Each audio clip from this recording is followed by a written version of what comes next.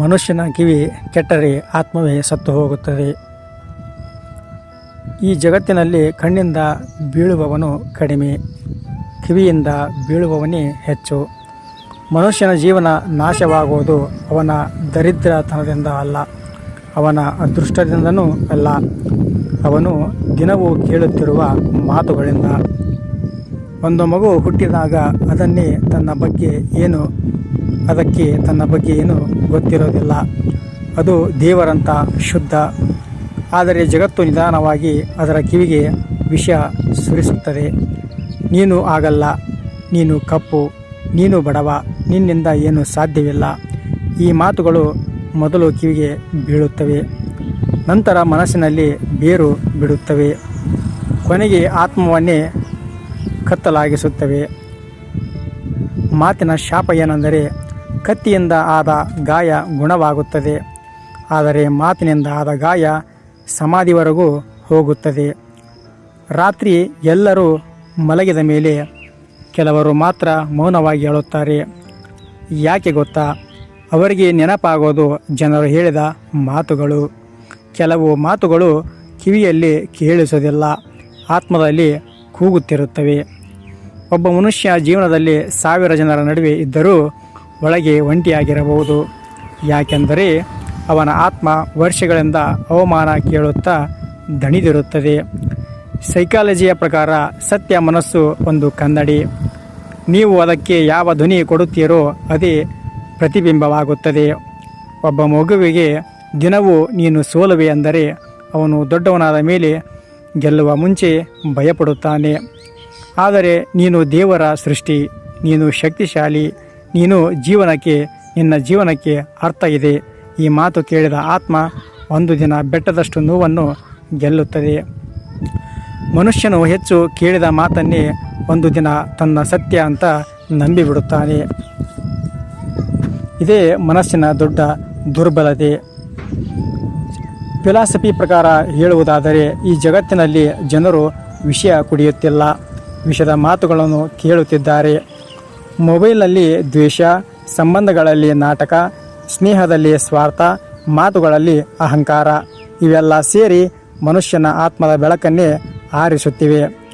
ಕೆಲವರು ನಿಮ್ಮ ಬಳಿ ಬರುತ್ತಾರೆ ನಿಮ್ಮ ಜೀವನ ಉಳಿಸಲು ಅಲ್ಲ, ನಿಮ್ಮ ಒಳಗಿನ ಶಾಂತಿ ಕದಡಲು. ಅವರು ನಿಮ್ಮ ಕನಸುಗಳನ್ನು ನಗುತ್ತಾರೆ, ನಿಮ್ಮ ಪ್ರಯತ್ನವನ್ನು ಅವಮಾನ ಮಾಡುತ್ತಾರೆ. ಕೊನೆಗೆ ನೀವೇ ನಿಮ್ಮನ್ನು ಪ್ರಶ್ನೆ ಮಾಡ್ತೀರಾ, ನಾನು ನಿಜವಾಗಿಯೂ ಈ ಜಗತ್ತಿನಲ್ಲಿ ಬೆಲೆ ಇಲ್ಲದವನ ಎಂಬ ಪ್ರಶ್ನೆ ಬರುತ್ತದೆ. ಆಧ್ಯಾತ್ಮಿಕವಾಗಿ ನೋಡುವುದಾದರೆ ಆಧ್ಯಾತ್ಮ ಏನು ಹೇಳುತ್ತದೆ ಗೊತ್ತಾ? ಕಿವಿ ಆತ್ಮದ ಬಾಗಿಲು. ಆದ್ದರಿಂದ ಋಷಿಗಳು ಮೌನದಲ್ಲಿ ಬದುಕಿದರು.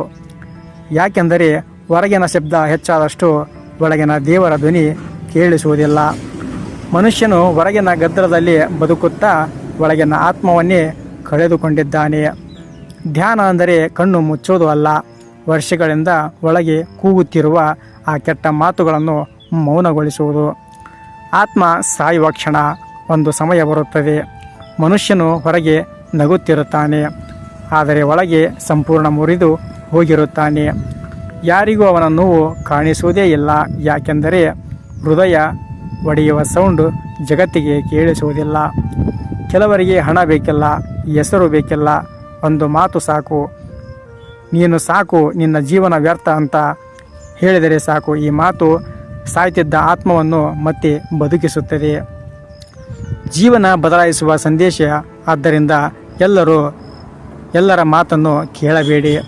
ಕೆಲವರು ನಗುತ್ತಾ ನಿಮ್ಮ ಆತ್ಮವನ್ನೇ ಸುಡುತ್ತಾರೆ. ನಿಮ್ಮ ಕಿವಿಗೆ ಏನು ಗೊತ್ತಿದೆ ಗಮನಿಸಿ, ಯಾಕೆಂದರೆ ಕಿವಿ ಕೇಳದ ಮಾತು ಮನಸ್ಸಾಗುತ್ತದೆ, ಮನಸ್ಸು ಯೋಚಿಸಿದ್ದು ಜೀವನವಾಗುತ್ತದೆ. ಒಳ್ಳೆಯ ಮಾತು ಕೇಳಿ, ಶಾಂತಿ ಕೊಡುವ ಧ್ವನಿ ಕೇಳಿ, ದೇವರ ನೆನಪು ಕೇಳಿ. ಯಾಕೆಂದರೆ ಈ ಜಗತ್ತಿನಲ್ಲಿ ಮನಸ್ಸು ಉಳಿಸಿಕೊಳ್ಳುವುದು ಅಂತ್ಯದ ದೊಡ್ಡ ತಪಸ್ಸು. ಇನ್ನೂ ಅಂತ್ಯ. ಮನುಷ್ಯನು ಒಂಟಿಯಾಗಿ ಹೇಳುವುದು ಜೀವನದಲ್ಲಿ ಸೋತದ್ದಕ್ಕೆ ಅಲ್ಲ, ಅವನು ಹೆಚ್ಚು ನಂಬಿದವರ ಮಾತುಗಳು ಅವನ ಆತ್ಮಕ್ಕೆ ಹೊಡೆದದ್ದಕ್ಕೆ. ಆದ್ದರಿಂದ ನಿಮ್ಮ ಕಿವಿಯನ್ನು ಕಾಪಾಡಿ, ನಿಮ್ಮ ಮನಸ್ಸನ್ನು ಕಾಪಾಡಿ, ನಿಮ್ಮ ಆತ್ಮವನ್ನು ಕಾಪಾಡಿ. ಯಾಕೆಂದರೆ ಒಂದು ಕೆಟ್ಟ ಮಾತು ಒಬ್ಬ ಮನುಷ್ಯನ ಬದುಕನ್ನೇ ಕತ್ತಲಾಗಿಸಬಹುದು, ಆದರೆ ಒಂದು ಸತ್ಯದ ಮಾತು ಸತ್ತ ಆತ್ಮವನ್ನು ಮತ್ತೆ ಎಬ್ಬಿಸಬಹುದು. ಈ ವಿಷಯ ನಿಮ್ಮ ಹೃದಯ ತಟ್ಟಿದರೆ ಕಾಮೆಂಟ್ನಲ್ಲಿ ಲವ್ ಯು ಅಂತ ಬರೆಯಿರಿ. ಲೈಕ್ ಮಾಡಿ, ಶೇರ್ ಮಾಡಿ ಮತ್ತು ನಮ್ಮ ಜೀವನ ಸತ್ಯ ಚಾನಲನ್ನು ಸಬ್ಸ್ಕ್ರೈಬ್ ಮಾಡಿಕೊಳ್ಳಿ. ಯಾಕೆಂದರೆ ಈ ಕಾಲದಲ್ಲಿ ಜನರಿಗೆ ಹಣಕ್ಕಿಂತ ಹೆಚ್ಚು ಮನಸ್ಸಿಗೆ ಶಾಂತಿ ಬೇಕಾಗಿದೆ. ಸರ್ವೇ ಜನ ಸುಖಿನೋ ಭವಂತು, ಸಮಸ್ತ ಸನ್ಮಂಗಳಾನಿ ಭವಂತು. ಮುಂದಿನ ವಿಡಿಯೋದಲ್ಲಿ ಮತ್ತೊಂದು ಇಂಟ್ರೆಸ್ಟಿಂಗ್ ವಿಷಯದೊಂದಿಗೆ ಮತ್ತೆ ಸಿಗೋಣ. ನಮಸ್ಕಾರ ಪ್ರಿಯ ಸ್ನೇಹಿತರೆ ಮತ್ತು ನಮ್ಮ ಸಮಸ್ತ ವೀಕ್ಷಕರೇ.